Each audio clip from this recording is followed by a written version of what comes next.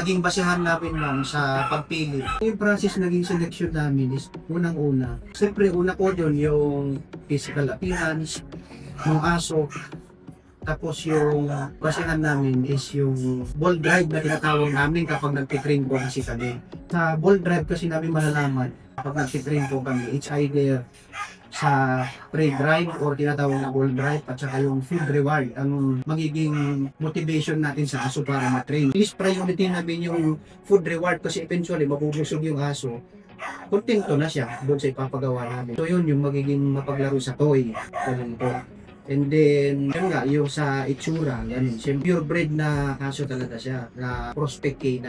Dapat purebred siya, as much as possible. And then, sunod po is yung sa medical na, siyempre po. Pagka, pag pumasa naman, gaya po niyan, yung dalawa, pumasa naman sa medical. Yung Journey ni Titan at saka si Diesel, after nito na pumasa lahat sa medical na process nila, ay una-una na yung 14-day quarantine nila dito as request namin kay via Ma'am Kim yung tapos na po yung magiging journey nila dadalhin namin sa kampo and then parang semi-quarantine po ulit pero yun na yung pag-aalaga namin i-undergo namin sila ng banding tapos i-socialize kasi makita niyo po sa mga dalawang aso kulang sa socialization kaya mahiyain talaga sila and then pagka-available na po yung training na para sa kanila, hopefully at yun ang wino-workout namin, explosive po yung susunod na kailangan namin for explosive detection daw.